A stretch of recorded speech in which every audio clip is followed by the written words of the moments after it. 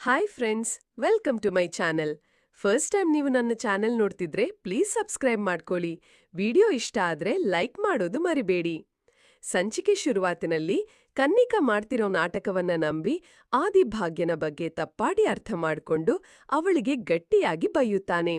ಈ ಕಡೆ ಕುಸುಮ್ ಇದನ್ನೆಲ್ಲ ನೋಡಿ ಆದಿಯನ್ನು ಒಂದು ಸೈಡ್ಗೆ ಕರೆದೊಯ್ದು, ಮಗ ಮತ್ತು ಸೊಸೆ ಅಂತ ಆಯ್ಕೆ ಬಂದಾಗ ನಾವು ಸೊಸೆಯನ್ನೇ ಆಯ್ಕೆ ಮಾಡಿಕೊಂಡಿದ್ವಿ ಅಂತ ಹೇಳ್ತಾಳೆ. ಅದಕ್ಕೆ ಅರ್ಥ ಏನು ಅಂದರೆ, ನಮ್ಮ ಸೊಸೆ ಅಪರೂಪದವಳಂತೆ, ತುಂಬ ಸ್ವಾಭಿಮಾನದಿಂದ ಬದುಕೋವಳಂತೆ, ಅವಳು ಯಾರ ಮುಂದೆ ಕೈಚಾಚದೆ ಎಲ್ಲರನ್ನೂ ನೋಡಿಕೊಳ್ತಾ ಇದ್ದಾಳೆ. ನಮ್ಮ ಭಾಗ್ಯ ಅಂದ್ರೆ ಇಂಥವಳಂತೆ, ನಿನಗೆ ಅವಳ ಬಗ್ಗೆ ಇಷ್ಟು ಕೆಟ್ಟ ಮಾತುಗಳು ಹೇಳೋದು ನನಗೆ ಚೆನ್ನಾಗಿಲ್ಲ ಅಂತ ಆದಿಗೆ ಕೈ ಮುಗಿದು ಕೇಳ್ತಾಳೆ. ದಯವಿಟ್ಟು ಭಾಗ್ಯನ ಬಗ್ಗೆ ಈ ರೀತಿ ಮಾತಾಡ್ಬೇಡ. ಇದನ್ನೆಲ್ಲ ಕೇಳಿ ಕುಸುಮ್ ಅಲ್ಲಿಂದ ಹೊರಡ್ತಾಳೆ. ಆದಿಗೆ ತುಂಬಾ ಗೊಂದಲ ಆಗಿರುತ್ತೆ. ಈಗ ಎಲ್ಲರೂ ಭಾಗ್ಯನ ಬಗ್ಗೆ ಎಷ್ಟು ಒಳ್ಳೆಯದಾಗಿ ಹೇಳ್ತಿದ್ದಾರೆ, ಆದರೆ ನಾನು ನೋಡಿದ್ದು ಬೇರೆ. ಅವಳು ಅಜೀಬಾಗಿ ಬಿಹೇವ್ ಮಾಡ್ತಿದ್ಲು. ಇದ್ರಲ್ಲಿ ಯಾವುದು ನಿಜ, ಯಾವುದು ಸುಳ್ಳು? ನಾನು ನೋಡಿದ್ದು ತಪ್ಪಾ, ಇಲ್ಲ ಇವರು ಹೇಳ್ತಿರೋದು ನಿಜನಾ? ಅಥವಾ ಇವರೆಲ್ಲರೂ ಭಾಗ್ಯನ ಮನೆಯವರಾಗಿ ಅವಳ ತಪ್ಪು ಮುಚ್ಚೋಕೆ ಯತ್ನಿಸ್ತಿದ್ದಾರೇನಾ? ನಾನು ಭಾಗ್ಯ ಹತ್ರ ಮಾತಾಡುವಾಗ ಅವಳು ಒಳ್ಳೆಯವಳೇ ಅನಿಸುತ್ತಾ ಇತ್ತು. ಆದರೆ ಯಾಕೆ ಅವಳು ನಾನೇ ಅವಳನ್ನು ಮದುವೆ ಮಾಡಿ ಮನೆಯಿಂದ ಓಡಿಸ್ತೀನಿ ಅಂತ ಹೇಳಿದ್ಲು? ಓ ಗಾಡ್, ಇಷ್ಟು ಗೊಂದಲ ಮಾಡ್ತಾ ಇದೀಯಾ? ನನಗೆ ಯಾವುದಾದ್ರೂ ಕ್ಲಾರಿಟಿ ಕೊಡು. ನಾನು ಈ ಮದುವೆ ನಿಲ್ಲಿಸ್ಬೇಕು ಅಂದ್ಕೊಂಡೆ, ಏಕಂದ್ರೆ ಅವಳು ದುಡ್ಡಿನ ಆಸೆಯಿಂದ ಈ ಮನೆ ಒಡೆಯತನ ಪಡ್ಕೊಳ್ಳೋಕೆ ಹೊರಟಿರ್ತಾಳೆ ಅಂತ ನನಗೆ ಅನುಮಾನವಾಗಿದೆ.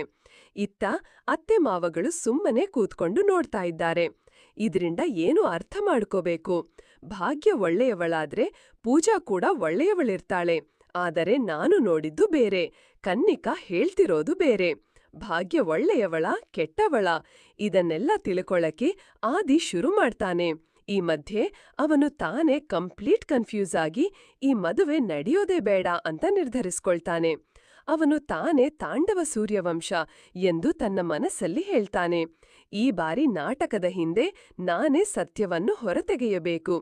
ಇತ್ತ ಭಾಗ್ಯ ಕನ್ನಿಕಾ ಮಾಡಿರೋ ಮಾತುಗಳನ್ನೆಲ್ಲ ಕೇಳಿ ಬೇಸರದಿಂದ ಅಲ್ಲೇ ಬರುತ್ತಾ ಇರ್ತಾಳೆ. ಅವಳು ಯೋಚಿಸುತ್ತಾಳೆ, ಆದಿ ನನಗೆ ಒಮ್ಮೆ ಕೂಡ ಕೇಳೇ ಕೊಡೋದಿಲ್ಲ, ಯಾವಾಗ್ಲೂ ನನ್ನನ್ನೇ ತಪ್ಪಾಗಿ ಅರ್ಥ ಮಾಡ್ಕೊಳ್ತಾನೆ. ಕನ್ನಿಕಾ ಮಾಡಿದ ನಾಟಕವೇನೂ ಅವನಿಗೆ ಅಡ್ಜಸ್ಟ್ ಆಗೋತಿಲ್ಲ. ನಾನು ಏನೂ ತಪ್ಪು ಮಾಡಿಲ್ಲ, ಆದರೆ ಯಾಕೆ ಅವರು ನನ್ನ ಮೇಲೆ ಇಷ್ಟು ಕೋಪ ಮಾಡ್ಕೊಳ್ತಿದ್ದಾರೆ? ಅವರಿಗಿಂತಲೂ ಪೂಜಾನ ಮೇಲೆ ಇಷ್ಟ ಅಂತ ಹೇಳ್ತಾರೆ. ಈ ಮದುವೆ ಆದ್ಮೇಲೆ ಆಕೆ ಹೇಗೆ ಬದುಕ್ತಾಳೆ ಅನ್ನೋದನ್ನ ನೆನೆಸಿದ್ರೂ ನಕ್ಕುತ್ತೆ. ಆ ಮನೆಯವರಲ್ಲಿ ಕೆಲವರು ಪೂಜನಿಗೆ ಪ್ರೀತಿಯಿಂದ ಇದ್ದರೂ ಕೆಲವರು ತೊಂದರೆ ಕೊಡೋಕೆ ಕಾಯ್ತಾ ಇದ್ದಾರೆ. ಕಿಶನ್ ಮಾತ್ರ ಪೂಜೆಯ ಪರವಾಗಿ ನಿಂತಿದ್ದಾನೆ. ಆದರೆ ಈಗ ನಡೆದಿರುವ ಘಟನೆಗಳ ನಂತರ ಅವನು ಏನು ಮಾಡ್ತಾನೋ ಅರ್ಥವಾಗ್ತಾ ಇಲ್ಲ. ಇದ್ರ ಮಧ್ಯೆ ಭಾಗ್ಯಗೆ ಮನೆಯೊಳಗಿಂದ ಏನೋ ಶಬ್ದ ಬರುತ್ತಿರುತ್ತೆ. ಬಾಗಿಲ ಹತ್ತಿರ ಹೋದಾಗ ಒಳಗಡೆ ಲಾಕ್ ಆಗಿದೆ. ಆದರೆ ಅಲ್ಲಿ ಕೈಕಾಲು ಕಟ್ಟಿದವನೇನೋ ಇದ್ದಾನೆ. ಬಾಗಿಲು ತಗ್ಗಿ ನೋಡಿದಾಗ ತಾಂಡವ ಅವರೇ ಅಂತ ಗೊತ್ತಾಗುತ್ತೆ. ಅವಳಿಗೆ ಶಾಕ್ ಆಗುತ್ತೆ. ಅವಳಿಂದ ತಾನೇ ಕೈಕಾಲುಗಳನ್ನ ತೆಗೆಯುತ್ತಾಳೆ. ತಾಂಡವ ಬಾಯಿ ಮುಚ್ಚಿದ ಬಟ್ಟೆ ತೆಗೆದು ಗದರೋನು. ಅವನು ಭಾಗ್ಯನಿಗೆ ಹೇಳ್ತಾನೆ, ನೀನು ನನ್ನನ್ನು ಕಾಪಾಡಿ ಪ್ರೀತಿ ತೋರಿಸ್ತೀಯಾ ಅಂತ ಅನ್ಕೊಂಡಿದ್ದೀಯಾ? ಅದು ಆಗಲ್ಲ. ನಾನಿನ್ನಗೆ ಸಾಕಷ್ಟು ಬದ್ಧವಳಾಗಿ ನೋಡಿದ್ದೀನಿ. ನಿನಗೆ ನಾನ್ ಏನು ನಂಬೋವಲ್ಲ. ಹೋಗು, ನಿನ್ನ ಅತ್ತೆ ಜೊತೆ ಡ್ರಾಮಾ ಮಾಡು, ನನ್ನ ಮುಂದೆ ಯಾಕೆ ಬರುತ್ತೀಯಾ? ಇದನ್ನೆಲ್ಲ ಹೇಳಿ ತಾಂಡವ ಅಂಗಳದ ಬದಿಯಿಂದ ಓಡುತ್ತಾನೆ. ಭಾಗ್ಯ ತಕ್ಷಣ ಕಿತ್ತಾಟ ಮಾಡುತ್ತಾ, ಅವರನ್ನು ಇಲ್ಲಿ ಯಾರಾದ್ರೂ ಕಟ್ಟಿದ್ರು ಅಂತ ಎಲ್ಲ ನನ್ನ ತಪ್ಪು ಅಂತ ಅರ್ಥ ಮಾಡ್ಕೊಳ್ತಾಳೆ ಅಂತ ಬೇಸರದಿಂದ ಮಾತನಾಡುತ್ತಾಳೆ. ಇತ್ತ ಆದಿ ಕೈಯಲ್ಲಿ ಕತ್ತಿ ಹಿಡ್ಕೊಂಡು ಬರುತ್ತಾನೆ, ತುಂಬ ಕೋಪದಿಂದ.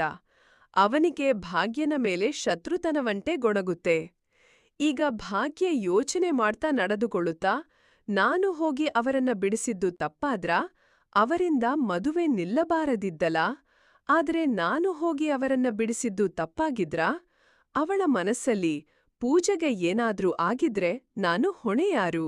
ಕಿಶನ್ ಕೊಟ್ಟ ಆಶ್ವಾಸನೆ ಉಳಿಯುತ್ತದಾ? ತಾಂಡವ ಮನೆಗೆ ಹೋಗಿ ಎಲ್ಲರ ಮುಂದೆ ಸತ್ಯ ಹೇಳೋಕೆ ನಿರ್ಧರಿಸುತ್ತಾನೆ. ಅತ್ತೆ ಮತ್ತು ಕುಸುಮ್ ತಾಂಡವನನ್ನು ಕಟ್ಟಿದ ಕಾರಣವನ್ನೆಲ್ಲ ಸ್ಪಷ್ಟಪಡಿಸುತ್ತಾರೆ. ಕಳೆದ ಯತ್ನವನ್ನೆಲ್ಲ ಪಾಲಿಸಿ ಈ ಸಂಚಿಕೆಯ ಕೊನೆಯಲ್ಲಿ ತಾಂಡವ ಎಲ್ಲರ ಮುಂದೆ ತನ್ನ ಆಕ್ರೋಶವನ್ನು ವ್ಯಕ್ತಪಡಿಸುತ್ತಾನೆ. ಈ ಸಂಚಿಕೆಯ ಕಥೆ ಇಲ್ಲಿಗೆ ಮುಕ್ತಾಯವಾಗುತ್ತದೆ. ವಿಡಿಯೋ ಇಷ್ಟವಾದರೆ ಲೈಕ್ ಮಾಡಿ, ಚಾನೆಲ್ಗೆ ಸಬ್ಸ್ಕ್ರೈಬ್ ಮಾಡಿ ಮತ್ತು ಶೇರ್ ಮಾಡಿ. ಮುಂದಿನ ವಿಡಿಯೋದಲ್ಲಿ ಸಿಗೋಣ. Take care. By friends.